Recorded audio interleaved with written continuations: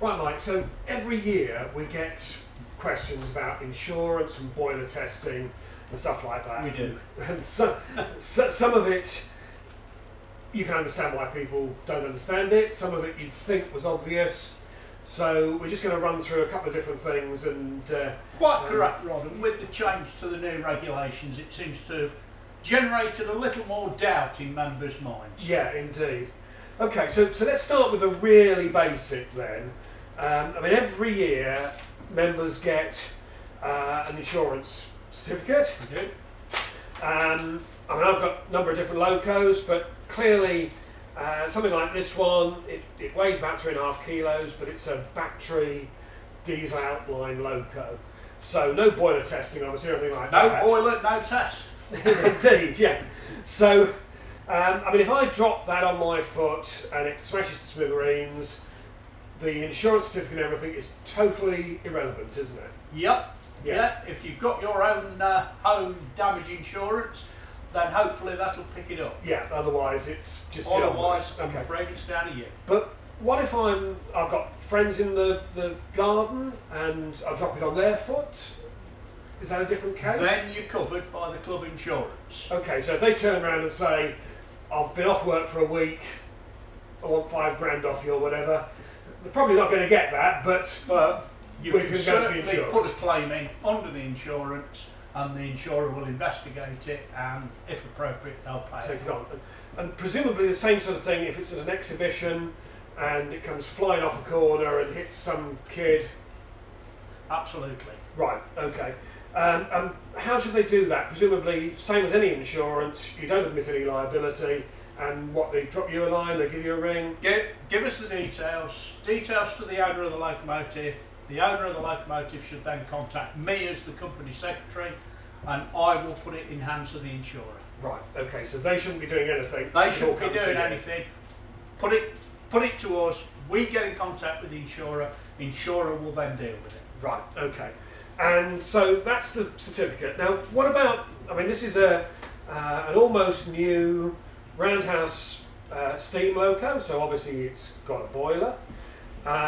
It came from the manufacturers, it's got an owner's handbook, and in the back here it's got, I think, there we go, there's the right page. So there's a boiler certificate and there's a gas certificate. And they cover the loco for life, with the only caveat is if you ever do any work on the boiler itself or on the gas tank itself, not the associated pipe work, actually on the boiler or the gas tank, then it would need a retest. Other than that, it does not need any further boiler testing. Right, so all this stuff that I've heard about, you know, an annual test or you know, going to somebody's model engineering society and they want to do a boiler test on it and all that sort of stuff, where am I really at with all of that? Let's deal with the steam test. As an association, we recommend that every member tests each of his locos on an annual basis in steam. Right, but I don't have any of the kit to test it or anything. Doesn't matter. You fire up your loco as normal, as if you were going to run it.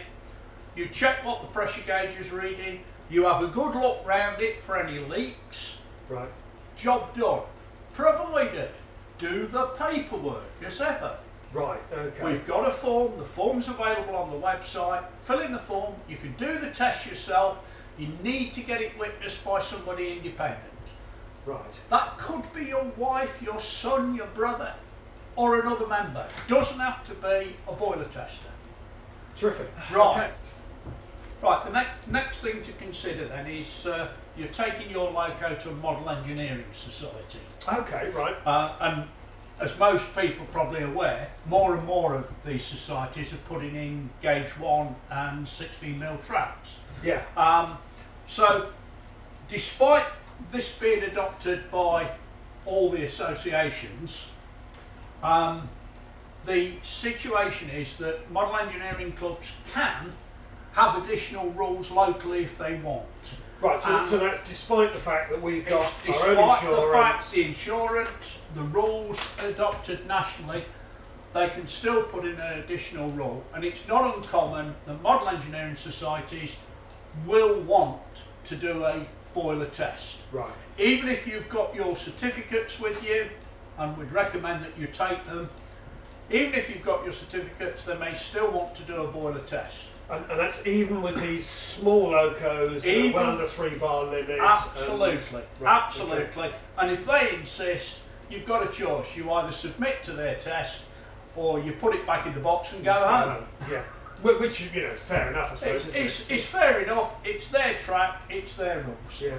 Well, what about? I mean, we've got 50+ area groups across the UK. We've got them overseas as well. Hopefully, they all accept your association. I've never heard of anybody that doesn't. No, that's always a good sign, isn't it? Okay, so and that's even if, I mean, it's almost brand new loco, it's got a manufacturer's certificate and everything, but you still might find the odd group that insists. You might. Right, okay. I think that's then down to your own choice, isn't it? It's freedom of choice, up to you which way you want to do it. Okay. So, and obviously, if you build your own boilers, what about if you buy a boiler in, but you're building the rest of the loco? So, there's one or two well-established commercial boiler makers. They presumably will issue you with a certificate. If you've got a certificate from the commercial boiler maker, same applies as if you bought the loco complete with a certificate. Right. Okay. Don't need to do another test. Right. So I suppose the other scenario is, and I mean, I've always bought my locos new from a supplier, but I know you and others have bought ones that maybe somebody's passed on, or just off eBay or something like that. Sometimes they come with documentation. Sometimes there's nothing. What's the situation? My with experience is more frequently they come without. Yes. So, for instance, I bought this Bertie off another member. Right. It was a bit tired when I bought it, and I had it re-liveried. Very smart now, but it didn't come with paperwork. Right. Okay. So, with no paperwork, you've got to submit it to a full boiler test. If you want to run it in other people's sites, be fully covered, there's no absolute obligation to do so. Right. But we would recommend, if you haven't got a certificate, get it tested. There's plenty of society boiler testers around, or your local model engineering club. Either will do. Right, okay. So, I mean, if I just wanted to run it in my own garden and I was confident, I'd had a look around it, I'd done the annual steam test that we talked about earlier, looked like the pressure gauge was working, the safety valve was working, should be okay. But should be okay, and if it's only in your own garden, it's your risk, you do it. Right, okay. And if something did go wrong when the niece, the cousin, whatever came round, it's under 3 bar limit, is it still covered by the insurance? Still covered by the club insurance, third party liability. Put the claim in as we previously discussed. Right, okay. So, hopefully that's made those bits and pieces clear. So, battery ones, if you drop it on somebody's foot at a show, it's covered by an insurance, nothing else to worry about. Manufacturers' ones come with the test and everything, covered by our public liability insurance. But if you go to certain places, you might still be asked to do their local boiler test.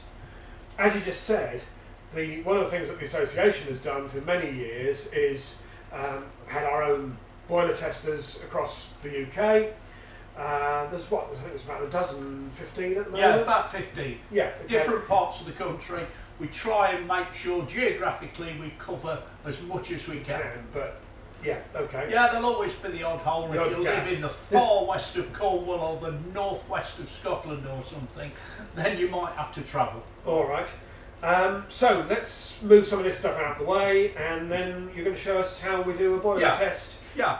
Right, Mike. So talk us through then. This is a bare boiler that you're going to test, as if it had been just made in the workshop. As if it had been just made, though in fact this is a roundhouse one off a loco that I've modified and fitted an alternative coal-fired boiler to. But the same rules apply. So you seal up all the openings. You can either use bungs or you can use the existing kit. We generally got the fittings to go on the turret from the safety valve. Connect it up, and then the rules say that we've got to do it at twice working pressure. So a standard roundhouse type boiler, 40 psi, twice pressure, 80 psi.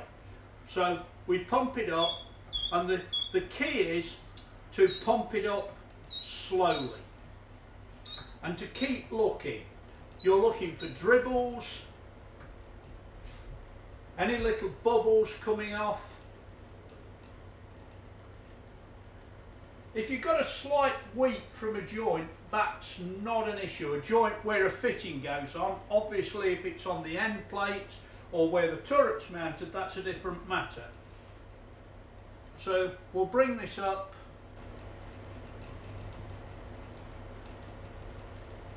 That's 80 psi now, and we'll just leave it there. Leave it there for a few minutes. Generally speaking, I like to leave it about 10 minutes, just to make sure that there's nothing untoward, a gentle seep. You sometimes get it where the boiler's been soldered, there's a little bit of flux, and if you leave it up for a time, the flux will weaken and it'll push out. So a few minutes, you might find that the gauge just drifts down the test gauge, but that's no problem. It's perfectly allowable to just give it another couple of pumps to just see that that works. And presumably this is also a way of checking the accuracy of the gauge that's on the boiler itself. Yes, you can use the opportunity to check the gauge. In fact, that's just about crack on, which is not always what you find. These little gauges, plus or minus 5 or 6 pounds, are not unusual. And is there anything you can do about that if you... No, not really. Just note it. Note where you put your red line as well. So say that one was under reading by 5 psi. Where would you put your red line? It would be a good idea if it was under reading by 5 psi at the 40 mark, your working pressure, just put the red line a little beyond the 40. Right. I'm just checking now, it's up to pressure.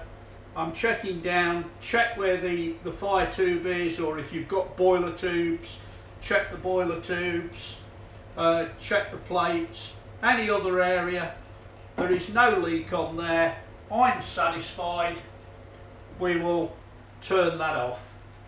So we'll release the pressure. Job done. We just need to do the paperwork, and we'll talk about paperwork in a minute or two. So, and you only do it once, do you? You don't have to put it up several times? No, or...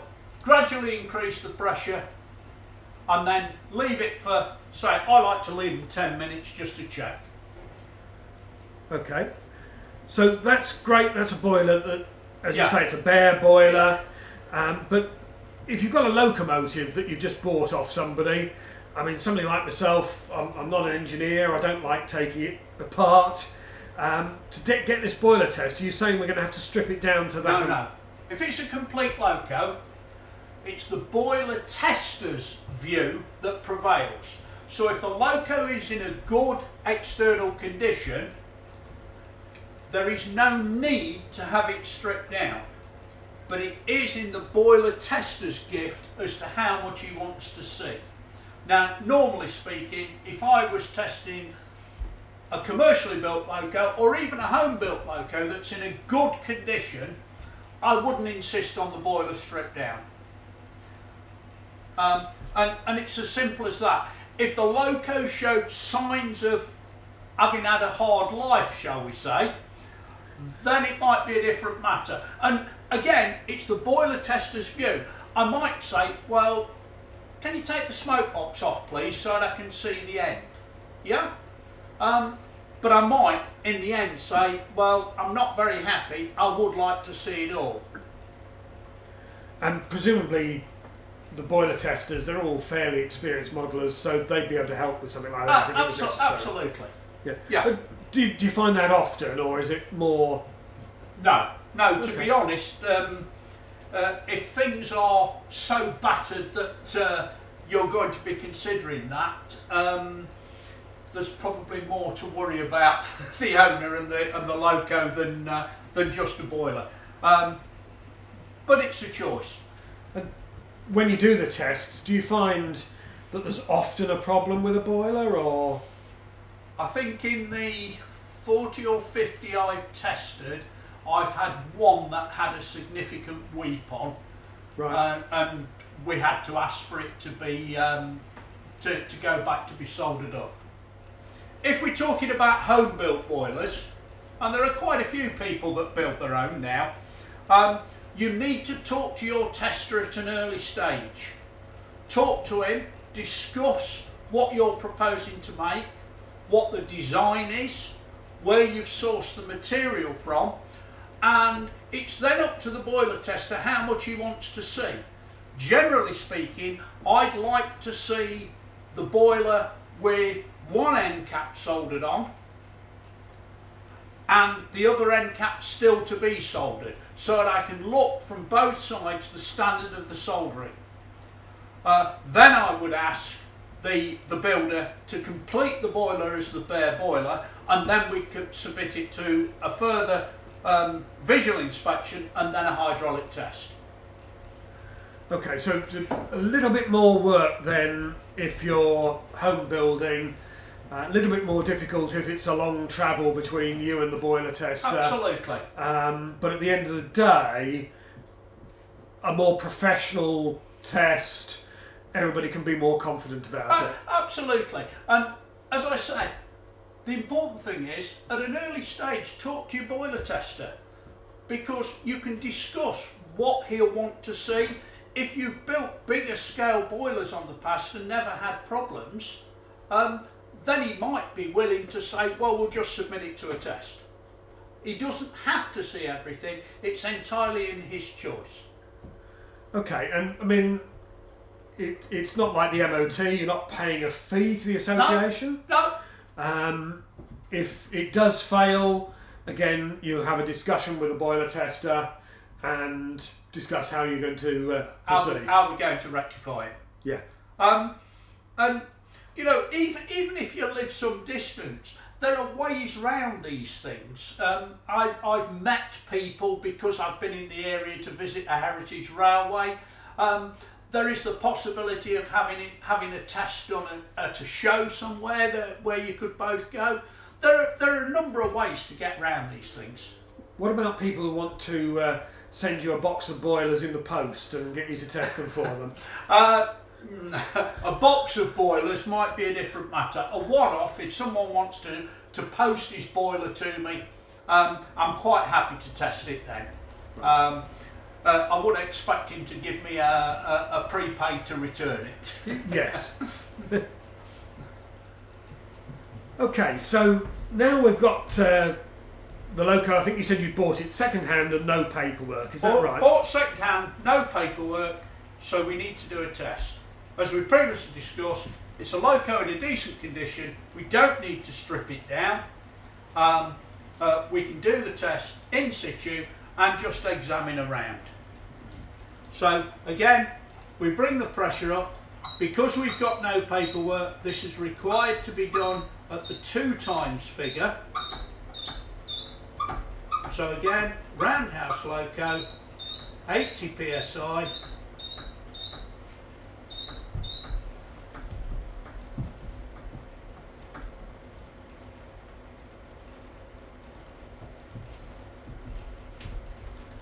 PSI, and now giving it a good look. See, let's remove the driver out the way so we've got a bit better access.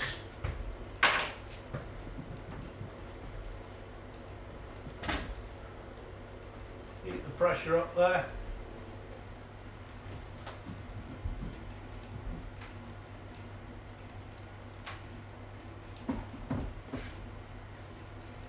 Again, you're just looking for weeping glands. Just looking for weeping, looking for any bubbling, any distortion just in case.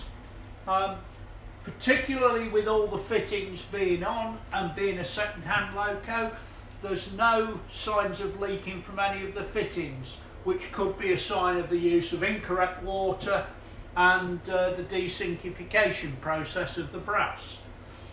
But that's all looking good. Again, we leave it up there for the 10 minutes. Once happy as a boiler tester, and incidentally, of course, this being my own loco, I'm using this as an example, but I can't test my own loco. But again, that's all looking splendid. So we'll release the pressure.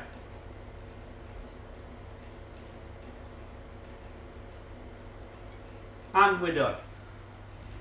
Okay, and that's tested the boiler. It's tested all the associated connections, I suppose, yes, as well, hasn't it? yes. So the sight glass, if there is one. Yeah. The pressure gauge on the loco. Yeah. The only thing it hasn't tested is the safety valve, but absolutely. I suppose if you at least know now from the boiler test how the pressure gauge is reading on the loco, if you now progress to a steam test, you know that pressure gauge is working, and therefore you can check the safety valve. Absolutely, but we can do safety valve testing. If people want a safety valve setting, we can do that as well. Okay, and then there's paperwork that goes with it. So is that 2 copies? I can't remember now. You keep a record. I keep a record in a logbook, but the single certificate is handed to the loco owner. And how long is that valid for? That's valid for life. Right. Unless, again, he does any alterations to the pressure circuit, in which case it's subject to a retest. Okay. Well, I mean, that all sounds pretty straightforward to me. I don't really know what all the fuss has been about. But, well, no, neither do I, but I think there's just a fear factor. People have spent a lot of money on their loco, and there's just a fear factor. Oh, what if it fails? What do I do? And there's a worry. But the likelihood of a failure of a well-built boiler, either commercial or home-built, is very, very slim. And this is obviously all the steam circuit that we've been talking about. A lot of these locos are gas-fired, and I know there's been some concern about the gas tanks and the new codes. So how do those fit into the situation? Right. Gas tanks are now subject to testing as well. What people don't realise, the pressure that you put in your gas tank on a cold loco is one thing, but consider your loco once it's up to temperature, or even worse, the scenario where you perhaps have a cab fire. You can then be going up to significantly increased pressures. So the test regime now requires you to test gas tanks to 400 psi. Gosh, that's a lot. And is that the same for both butane and yes, gas? It's a standard test regardless of the gas used. And the reality is, although locos frequently say butane only, most of us use mixed gas, particularly in winter running, and that's a higher pressure. So it makes sense that we test to the worst scenario, which is the 400 psi. And we've got the team of boiler testers. Are they also testing gas tanks? They're going to be equipped to test gas tanks as well. Do we know roughly when that's going to be? That's not so they can't do it at the moment in 2018. It should be in place early next year. Right. But again, it's a one-off test. It doesn't need repeating. And if in doubt, contact your local boiler tester. Contact your boiler tester and they'll make arrangements. Yeah. Okay. Right, that's terrific, Mike. So just to wrap this up then, we've got this almost new Roundhouse Silver Lady. It's come with all the certificates and everything else, but I haven't done a test myself. I mean, I know it blows off at roughly what it should be doing, but for safety's sake, we're just going to have a look at it. Right. So we'll do a hydraulic test. That test, as a repeat test, is only at 1.5 times pressure. Okay. So up to 60 psi. While we're at 60 psi, we'll check its fitted pressure gauge as well. Right. And then we'll go on and we'll do a steam test. Right. Okay. So all we're having to do then is just take the safety valve. Take the safety valve out. Because I know this, you know, for somebody that's not an engineer and everything else, it's a If nervous you've thing. not Somebody done says it they want to do a before. boiler test. Yeah. So safety valve out. We need to fill the boiler with water. Okay. Whoops. Let's try not to spray it everywhere.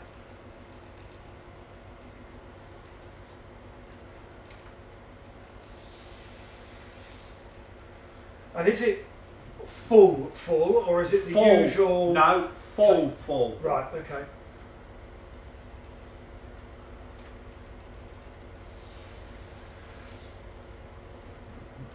So not like when you're going to steam it and you take No, 30 we're not mil out. taking the 30 mil out that the instructions say. We're going all the way to absolutely full.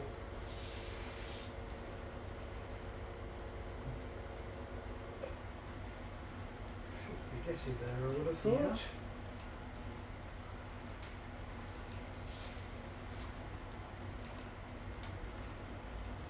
There we go.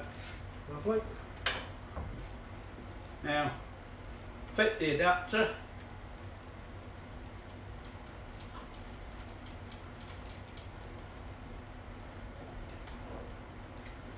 With the boiler test kits, you've got a number of adapters, haven't you? Just Yeah. in case somebody Yeah. has something a bit odd.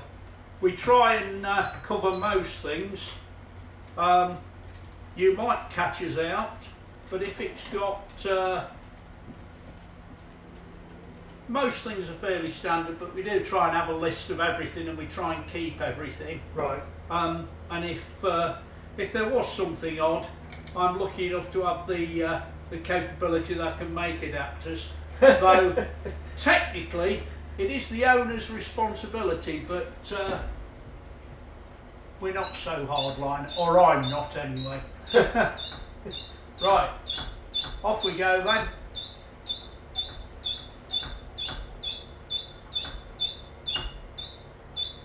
Have you left the regulator open, Rod? Ah, that's a very good question.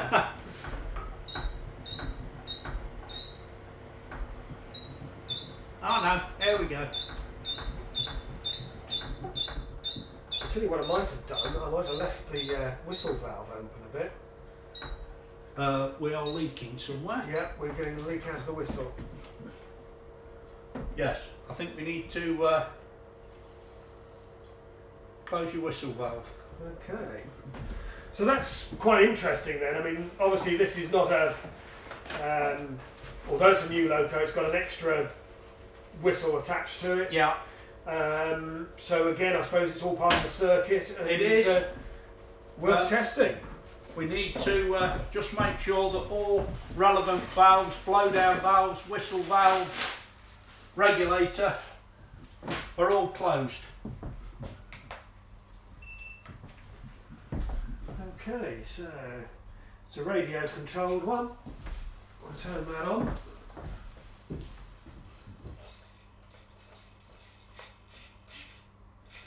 Right, in theory, that should now be closed. Right.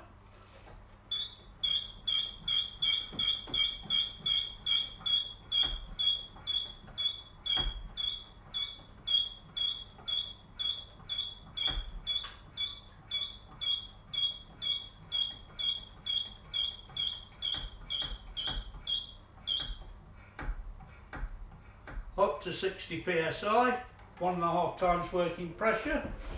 We'll have a look at the gauge. The gauge is reading a fraction low, but it is only a fraction. Certainly not something to worry about. There's a little leak from the whistle valve, but that is not something that should concern us. we give it a good look round now. That water is just coming from the whistle valve and is nothing to concern us at all, and the test is successful. Okay, that's terrific. So the last thing to show now is to show a live steam test. Right, okay, let's get some gas out then. Final thing is to show you how to do an annual steam test. So we're using rods almost as new, Lady Anne. We filled up as you would normal for a run. We've lit it up and it's now slowly coming up to steam. I'm going to come round the other side, Rod, so that I can see the gauge better. We're now just coming up to pressure. The gauge on the loco is correctly marked with a red line at 40 psi. So we're going to watch for the safety valve lifting and check, and there we go, the safety valve is now lifted. It's bang on the 40 psi at the red line.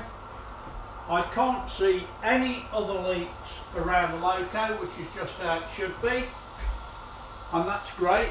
Now what we're going to do is to turn the burner up now to maximum heat, and we want to see that the pressure doesn't rise by more than 10%. This is just to check if the burner went flat out, can the safety valve still dump the required steam? So we'll just leave that going for a moment or two.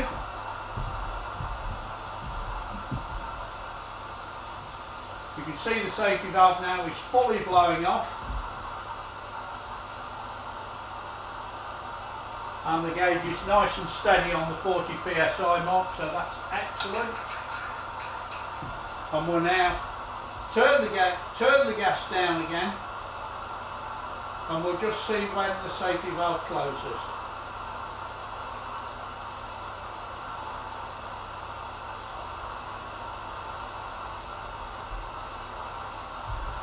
So this is the procedure that we recommend as the association that you should do annually, and as you said earlier, record on the sheet, which people can download. I think it's a Word document, a PDF, isn't it? It's a PDF document from the website.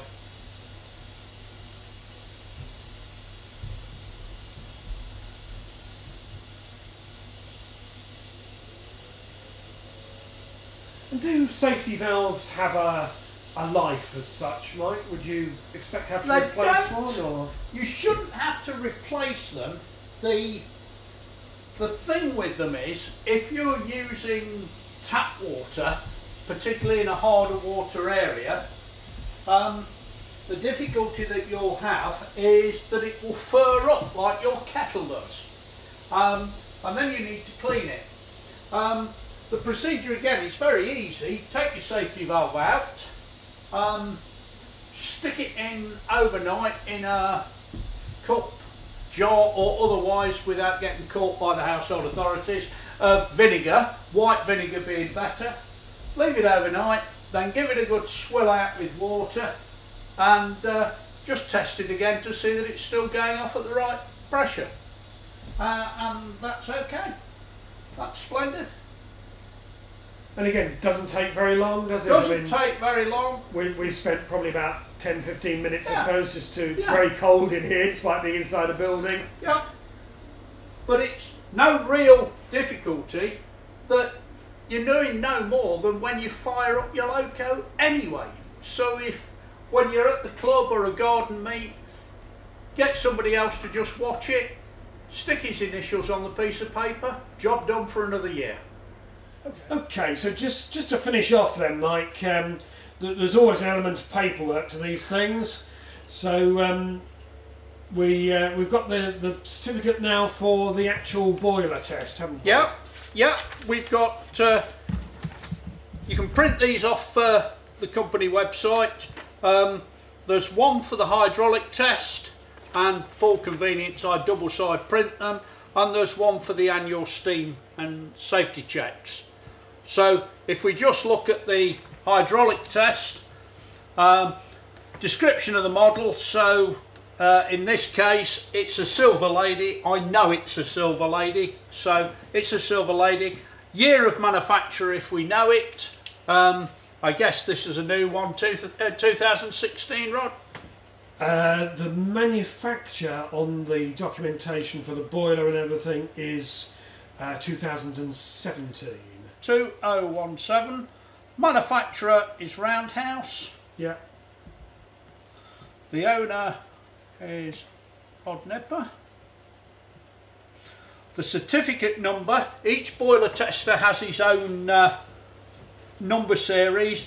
I use BGRA, being Butterley Garden Railway, / and then a 3-digit number. Okay, and that's then repeated in your... And that's repeated in my logbook. Yeah.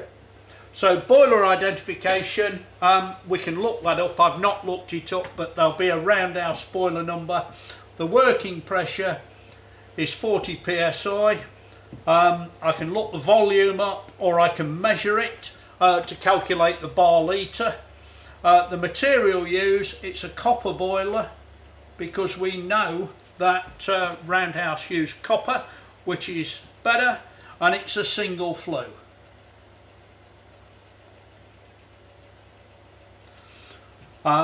We know that the boiler is made by Roundhouse,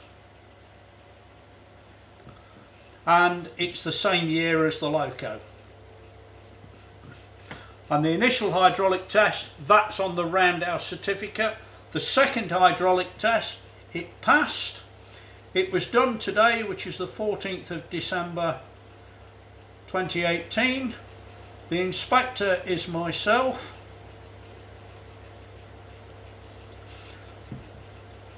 I sign it. It was witnessed. Well, in this case, we're using it for filming purposes, so it will be Rod's name that goes in there. The expiry date, there is none. The test location was Butterley. There are no comments to make, and that is complete. Okay, so that's one that would be produced by a boiler tester. By a boiler tester. Okay, and now, then the other one that you've got there was related to the annual steam test. It's the annual steam and safety checks. You can do it yourself, so sequentially number them yourself. Certificate applies to the loco complete. Is there a pressure gauge fitted? Yes. The range, it's the standard 0 to 80. Safety valve set to list at 40 psi. Red line at 40 psi. Date of inspection 14/12/18. Butterley, general condition excellent. Safety valve lifted at 40 psi. Gas tank safety check, we looked at that, that was okay. Sign it. Job done.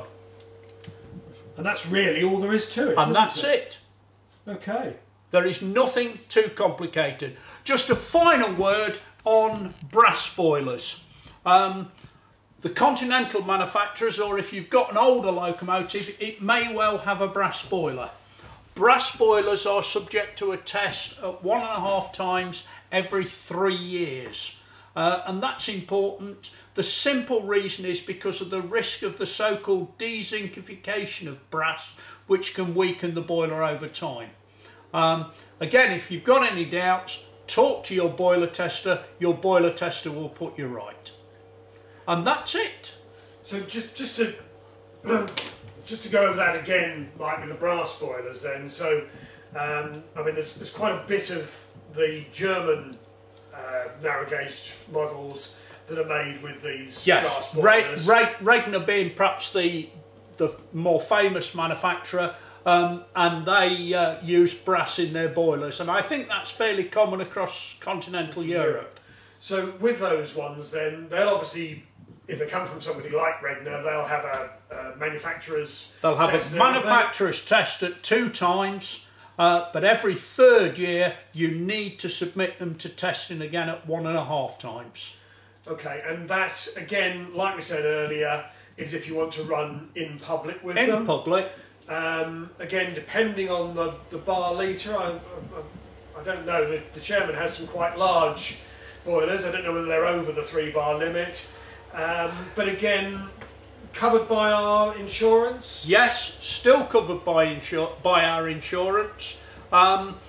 You'd be surprised how big you've got to go to get over the 3 bar litre. You know, you really are up to big garrets before you're exceeding it. So most of the stuff that we're likely to get in 16mm then, probably not an issue. Not an issue. Great, well let's hope people are clearer now on insurance and boiler testing. Let's hope so. And if they've got any questions, you're on the 16mm website. Yep. They can just email. They can email me, company secretary, email me off, and I'll do my best to answer questions. And if they want a list of boiler testers to see if there's one near them, I think that's either on now or due to go onto the website. That'll be on the website shortly. Or again, they can get in touch with Mark, the technical director, by email. And he'll point you in the right direction. Yeah. I think the only other thing to say really is, like all the rest of the association, boiler testers are volunteers. Yep. They do have a home life. And they do like to play trains sometimes. And they do like as to well. play trains, yeah. But they won't necessarily go out to a garden meet with their boiler testing kit. And equally, they won't be particularly happy if you just turn up on their doorstep and demand a boiler test. So it is about being respectful of the volunteers and making an appointment. And absolutely. Yeah.